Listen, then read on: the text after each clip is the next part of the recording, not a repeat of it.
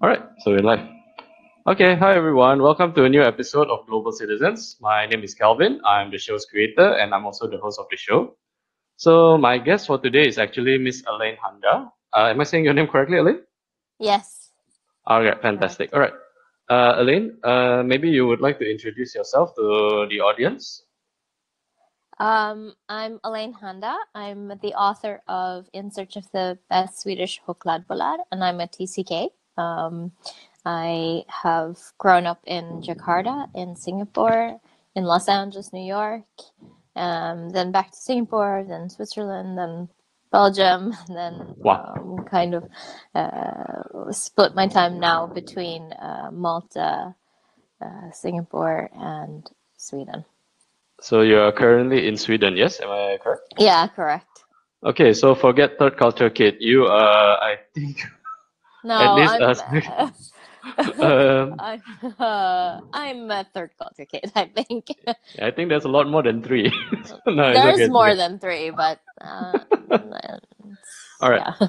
no worry, no worry. Okay, so for the new audience to watching the show, so let me explain. So my show, Global Citizen, is created to host third culture kids Hmm? like Elaine herself here, expatriates, and of course digital nomad.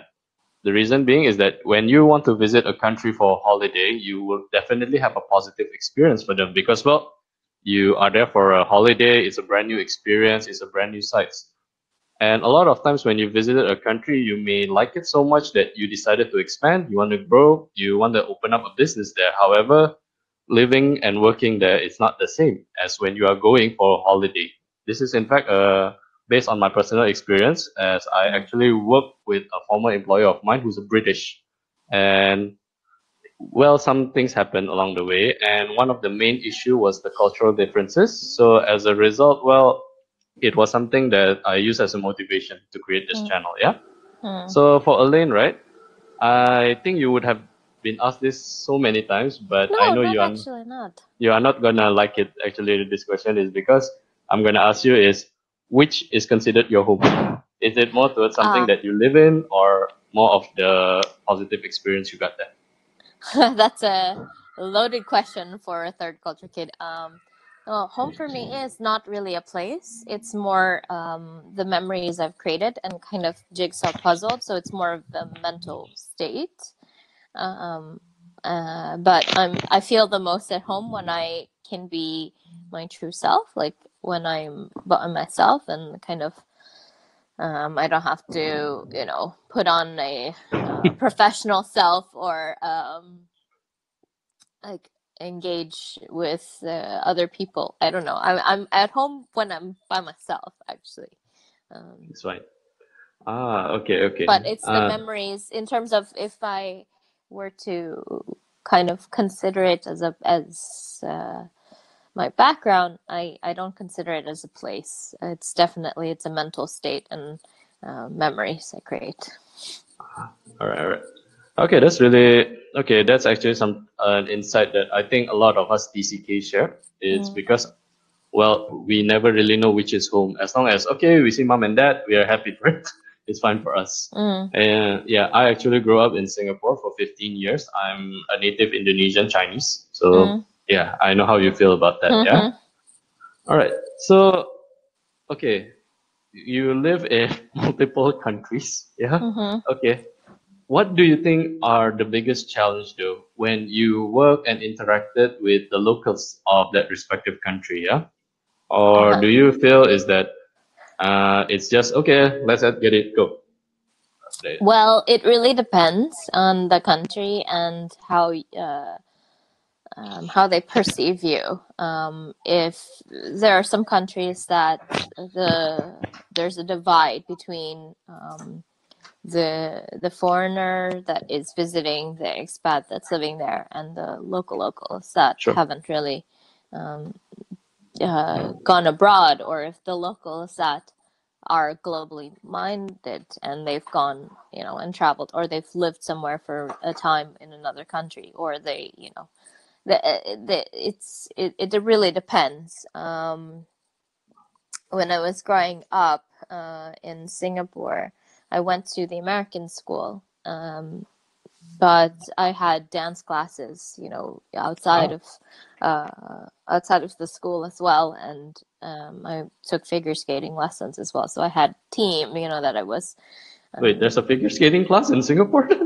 Okay, I didn't know that. Yeah, there's actually now they've built an Olympic-sized rink there, and so they've registered. Well, the year that I left, they just registered with the ice skating federation, the World Ice Skating Okay. Federation, actually. So they're hoping to have, you know, some representative in the Olympics someday.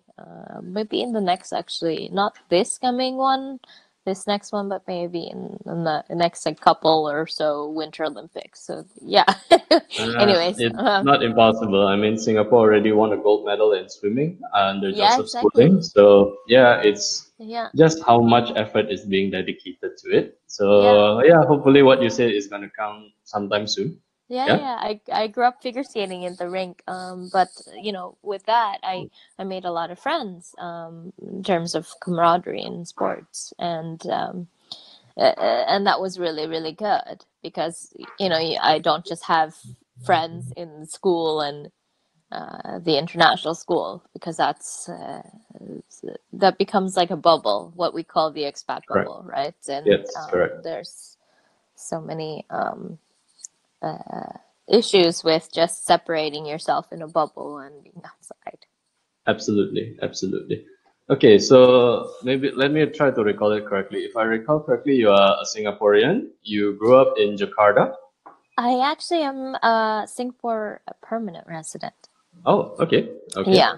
Um, okay. And I believe you grew up in the United States in both New York. 11 years. Yeah, I lived Yeah. in the US for 11 years. I have So, family in California and I have family in New York. And I was so living. both the East and West Coast, right?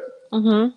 Which itself is an entirely different culture, if I recall Oh correctly. yeah. Oh yeah, for sure, for sure. I did my university in LA, at UCLA and in Claremont, Pitzer College, and then um, moved to New York after graduation at UCLA and lived there for 7 years.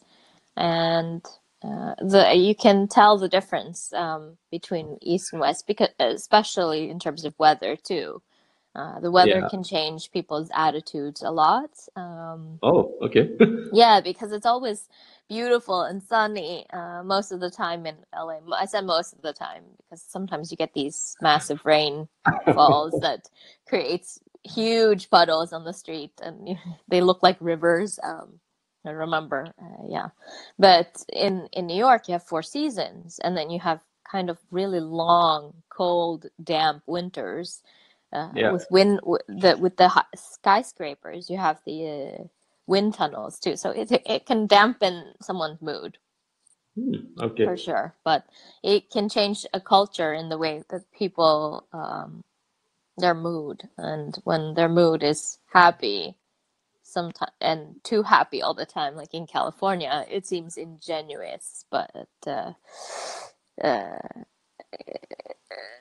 like not genuine. But in New York, they're a little more hard hitting in terms of uh, they're getting from point A to point B in a hurry because the commute is stressful. And so if you catch them on a bad mood, obviously they're going to be Oh, not nice, but they're very direct.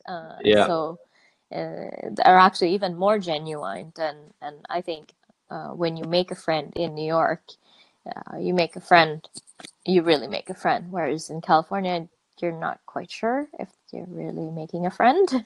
Or just some acquaintances that you meet in a party of sorts, is it? Yeah, exactly. Sort of, but it's more than that. I think there's a culture of I'm gonna talk to you because I know you can help me Yeah. get something. Um, that happens a Dude, lot. I feel like there's a lot of places in the world like this too. It's not just California. I think yeah, other okay. places. That's actually okay. I'm glad you actually mentioned this part because this is actually my next question. with regards to the different kind of ethics, exposure, and all kinds of living environment that you have gone through, yeah? How has it has personally changed your perspective and formed your personal characteristics? Is because so a lot of my question, every single one of my guesses will I will do something called the Hofstede analysis based on the country that they actually have lived in. And well, being a third culture kid, we do not usually follow along what is usually is supposed to be within our Yeah. personality because that was a guide that was created from around 1940s or something. So over the time, of course, they've updated it. However, with exposures from different kinds of ethics and cultures, it forms us in a different way. How has it actually affected yours, if you want to say? Let's see. It's definitely affected me because I take my time now. I think when I first started working as an expat in New York, I really embraced the culture of really just going and pushing yourself to the limit and being really, really forthright and gung ho and really because you have Yeah. to be, otherwise you drown in New York. You know, that's Oh, the is it? culture. Wow.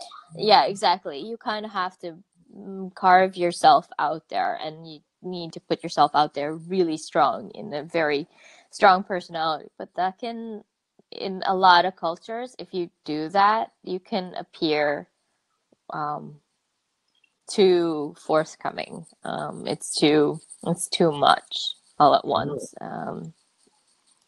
And I've so because I've moved out from New York since 2012, oh, I've pushed myself a little bit back as well now. I'm learning to rein it back a little, but also now I'm having a problem because I've pushed too much back, and I yeah. actually need to push a little more and need to think back, like, okay, what did I do in New York? But maybe I can get a little bit forward that way. But yeah, I don't know. I have No worries, no worries. embraced a kind of more of a humble ness from Asia and also from Sweden. They have this um, kind of mantra where it doesn't push people forward, like in the New York sense, Yeah. in the New York way. Yeah, not to worry.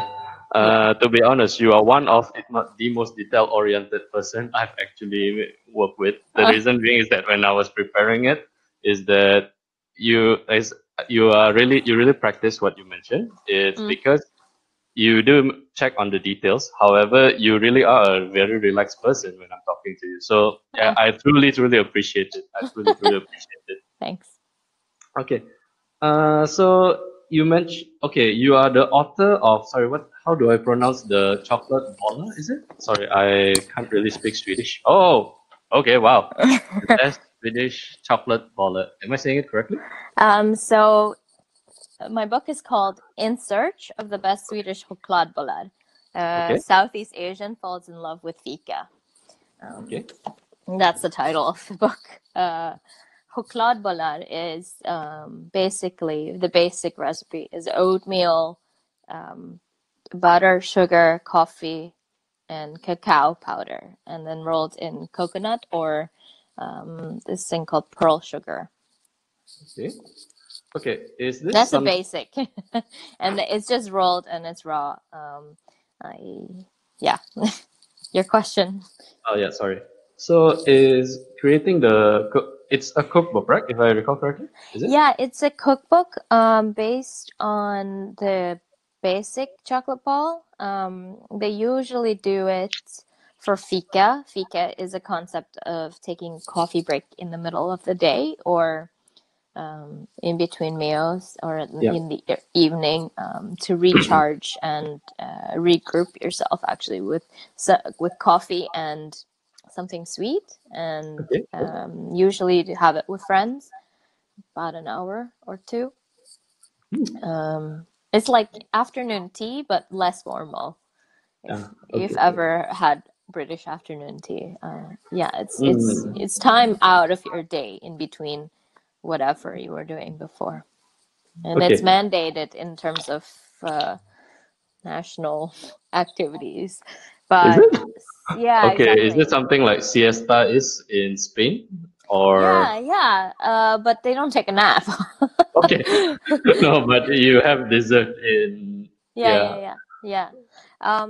But so my book is 30 recipes that I've taken twists off of the classic and taken my global background, living in the US, in Southeast Asia, and different parts of Europe.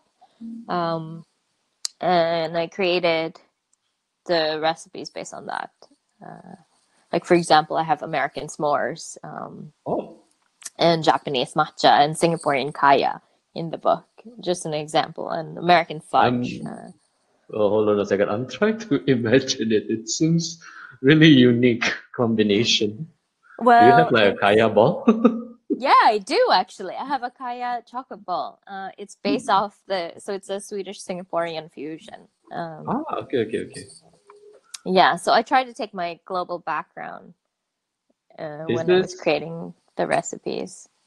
is this the cookbook? Was this created based on your personal passion? As you mentioned, this is your background, yeah. But Yeah, because the last time, because when I was speak to you beforehand, your yeah. background was not in culinary at beforehand, right? Was it? So I was in performing arts and I was teaching contemporary dance and choreographing and Wow, performing in New York City. Actually, my undergraduate is in wow, dance, wow, that's amazing.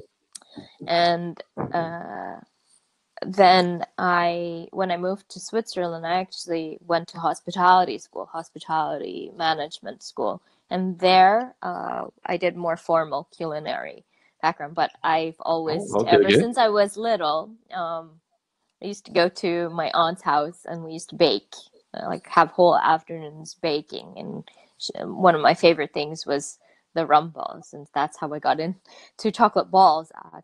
Actually, I Okay, okay. lived. The first time I saw a chokladboll was in New York City. I went into the Swedish cafe called Fika, Mhm. um, and I saw the chokladboll, and I thought it was kind of similar to my aunt's chocolate balls. So I tried it, and then it was kind of history. After that, I would have one a week, with coffee. I would have a Wow. fika, proper fika every week. So that's maybe more than 10 years ago or so. So it is based on something that has a personal emotion to your heart, yeah? Am I correct to say Yeah, that? yeah, exactly. But it, I translated my global background into the recipes and try to tell my story through that, which is similar to what I used to do with my dance work when I was choreographing full time. It's telling stories, and Correct. basically, when you're either in the dance studio or you're making a recipe, or it's kind of telling a story. And I think a lot of chefs do the same thing. It's what is their background, what is around them Okay. currently, what is available around them, and then that comes out as the dish. Okay, I okay. yeah, Wow. That's a lot of diverse background. yeah, That is really diverse. yeah. So what spurs the decision though to actually change from in performing arts to To become a hospitality and writing a culinary? cookbook. Yeah, correct. Uh, I was overworked. I Oh, uh, I had just come back from New York to Singapore, and I was working. I was teaching a lot, and I needed something different. okay, okay. I grew up with a grandmother and an aunt, the one that made all the baked goods, and my grandmother made everything from scratch, and they both like to host dinner parties. As I grew older, when I went to university, I used to host like once a month. Some friends would come over and I would cook dinner for them. So I wanted something to translate that was fun, like that I loved already doing, even as a kid. And I thought hospitality. So I was working in events for a while, event management company, a restaurant, and the wedding industry, Wow, and that and must a be really and a tiring. hotel catering. So kind of part time, just to stick my fingers in to see if I would like it. And from there, I ended up applying to hospitality school for postgraduate, and I went to Switzerland, and that's how the change happened, because I've always actually done it. And running a dance company in New York with nonprofit management, you learn business skills, you learn how to fundraise, you learn how to manage a project, you learn from, you know, so there were transferable skills too, and I wanted something that was different than just getting a master's in dance to lecture at a university. A lot of friends of mine were doing that, and was having, I think at the time they were having quite a hard time getting tenure positions, and they were Yeah. getting adjunct positions, and I didn't really want to have to struggle again. So Yeah. Yeah. Completely understandable. Completely yeah, understandable. I mean, I I still dance actually. I'm not fully retired from it. I still teach workshops and I do sure. creative projects here and there, but it's not my full-time thing anymore. This is something that I've actually heard before, yeah. Mm, Like if let's say when you are maybe competing in sports that's more competitive. Of course, every single sport has a competitiveness to it. mm, mm, Because like for example, maybe more of something that's more hard contact, like maybe mixed martial arts or maybe I don't know, professional basketball, yeah. mm, When people sees that you are actually exhausted, when you look actually like you look like you get beaten up, that is the mm, sign of recognition. However, when it comes to performing arts, like what you have been doing for years, yeah, mm, mm. you cannot show that you are exhausted. You cannot show the tired part of it. You have to show the glamour part of it, but in the background, it is extremely exhausted. Is that true? Uh, well, when you're on stage, when you're on stage, of course you know you're playing a part, and actually when you're on stage, you're not tired. Adrenaline, like even athletes they talk about adrenaline. The Yeah. adrenaline is very strong.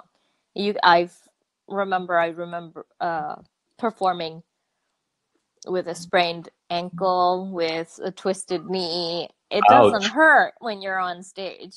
And then when you get off stage, it doesn't hurt for a few hours. But when you get home and you're You winding scream. down and you start winding down, then you start to feel the pain and the tiredness. Oh, But I mean, you don't feel it until the next day, really. Like I have really strong adrenaline, so the pain is not until the next day.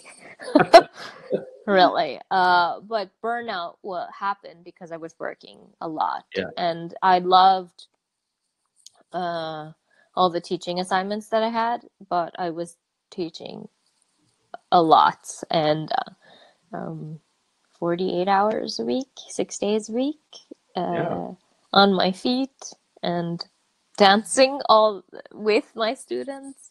That can kind of hurt you a little bit. Um, Sure. I I had ice on I had my feet up constantly. Had ice every Ah, day. I had to have a like a massage ball with me yeah. always. And anyway, yeah, it was a Yeah, the very nearest convenience store would like provide ices. Okay, this is my regular customer. Here you go. That's it something was else. very difficult to function beyond just going to work every day, and I don't think Ah, one can sustain that life for very long. And I did it for 2 years.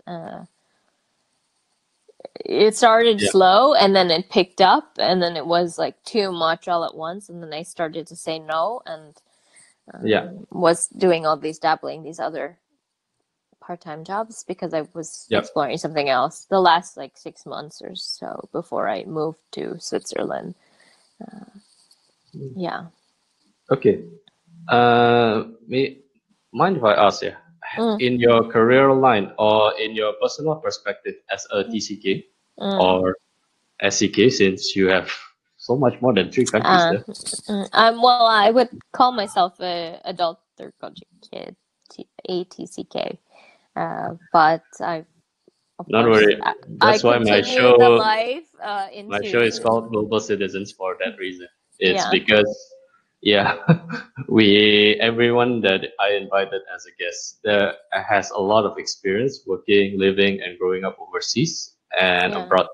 So, have you ever felt that there was something that can be considered a bad advice given to you, maybe from your professional life or your personal life? Have you ever considered something a bad advice?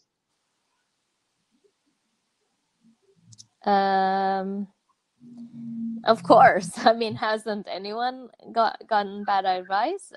Yep. I think I can't think of one right now. But Hmm. yeah, we've definitely gotten bad advice through the years.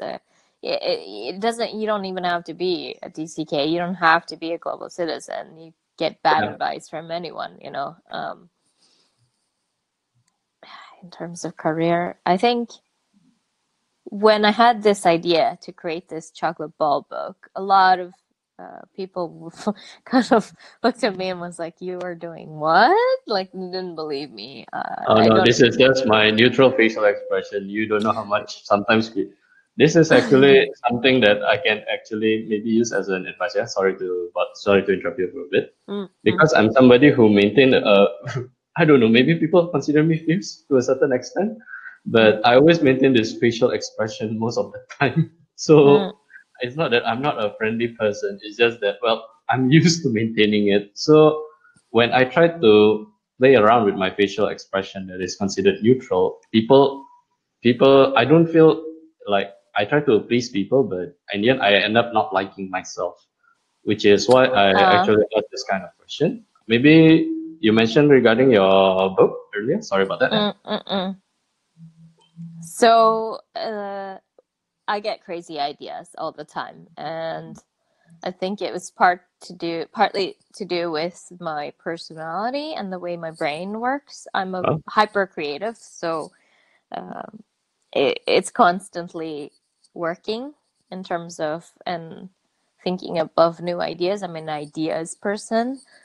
yeah. So sometimes I fixate on an idea, like for example, the chocolate balls. I just kept making them. For 5 years, I was making them every week. I made them for friends and family constantly, and I knew I wanted to do something with them, but I wasn't sure what, and thought I just kept creating recipes, and Sure.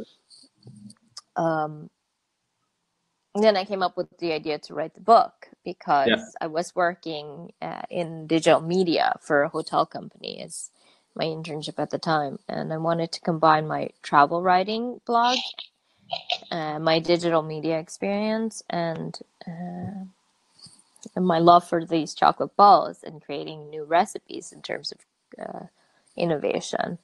Sure. I got a lot of resistance. I get these a lot when I have crazy ideas, and Sure. um, it's not so much bad advice. It's more to do with sometimes the closest people give you the most scrutiny Yes.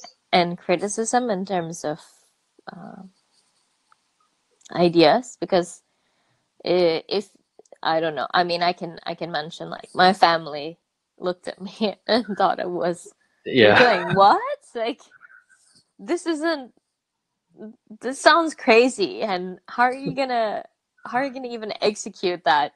Um, yeah, so it's almost yeah, it's not bad advice. It's just it's the Sounds people like around you something an that Asian family member will tell of you. course I was just Sounds like about to something an mention that. Asian family member will tell you. Of course, it's definitely yeah, yeah, definitely. Yeah, I got a lot of resistance with that, but they still support me, and in terms of okay, you want to do this, great, just do it, and then show me. Don't just say it, just do it. Yeah. Yeah. So yeah, it's it's not so much bad advice. It's more environmental block. Perception. Yeah. Yeah, exactly. Environmental How people blockage. see it. Yeah. Yeah, exactly. But sometimes you know that can really put a mental block in your head because it's thinking I'm gonna doubt myself and this is not gonna work. Well, what do they say about entrepreneurs? Like 90% of ideas fail. Yeah. 90% of the Something ideas. like that. Yeah, exactly. So um, you kind of have to put that risk. If Yeah. you have, if you're an entrepreneur or if you have this idea and you're so passionate about it, you have to put a risk and go for it, but also put yourself in their shoes. Like it Yeah. could be, it sounds a little crazy, you know, and but get people that will help you. Sure. You can't do everything yourself, and even if you think you can, a lot of entrepreneurs, and myself included, think this way. It's like, oh, I can do it myself, but you really can't because you don't know everything, and you need Yeah. people to Correct. help you, and you need a village to move mountains, basically, right? So, Yeah. yeah. Okay. My last question is actually something that I will ask to all of my guests. Is this: what three advice would you give to a young man or young lady now, based on your personal life Mm. experience? So, can I assume one of them is actually find people that love you and care about you? One of them is, as you mentioned, regarding when you first started the idea for your cookbook. Is it something along that line? The first advice? What's the question again? Oh, Sorry. sorry. What three advice would you give to a young man or young lady now who is about to enter the real life? They're about Yeah. to graduate from college, or maybe they're at this cross point of their life whereby they are thinking of switching careers, or maybe they want to explore entrepreneurship. Yeah. Do you have any Um. advice for that?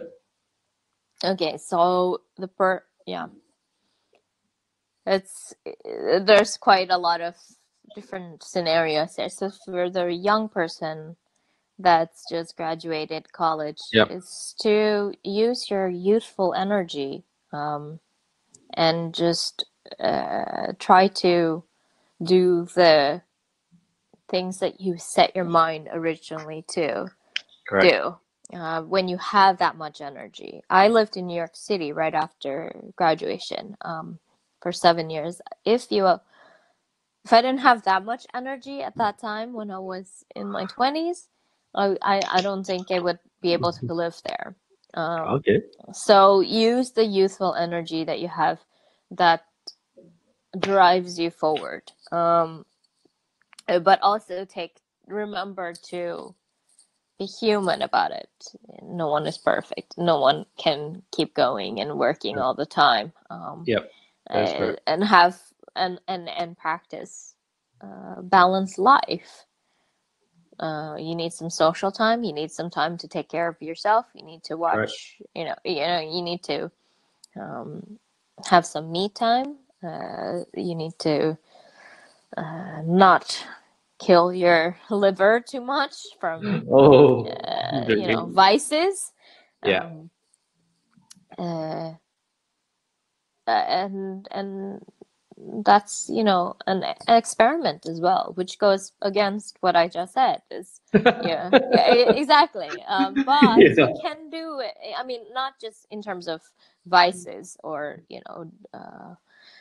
I think Moderation. Yeah. There must be. yeah, exactly. But because if you have that much youthful energy, I I think to really just push ahead to what they desire. All Um, right. because at 21, 22, you don't really have um, Commitments or worries much. yeah, exactly. I mean, you know, you need to find a job, but you also need to think about what do you really want in your life. So, you know, usually when you're a little kid and you ask a little kid, what do you want to be when you grow up, they have a very specific idea. Yeah. And then you ask the same college student, what do you want to do after graduation? They have a very specific idea as well. But what happens is when you're 21, 22 and you're looking for a job, they veer off from their original plan. Yeah. I mean, yeah. So I think if they can stay with their path and stay focused on that, there might be something that would be more fulfilling. Yep. Correct. But of course, you know, if they need to find a proper job so that they can do what they really wanted to do, Sure. that is a responsibility that they're old enough to know that they need to do that. That is correct. But have fun. I mean, that's that's Yeah. That's the youth, you use of know. living if you don't have fun. Yeah, exactly. For the person changing careers, what was it? I read a statistic that the average person changes their career 6 or 7 times in their lifetime. Correct. Just do it. You will have to start from the bottom, and you have to relearn. You have to learn, and you have to relearn a lot of tools to get. Just do it. I would say Yeah. because it's not unusual. It's not rocket science. Yeah. Yeah, it's not unusual. And if people tell you otherwise, oh, you know, well, it's going to be so tough to do it, to start from the bottom. It's like, if you really, really wanted to change careers, you will do it. Yeah. All right. You don't have to be stuck to one professional your life, and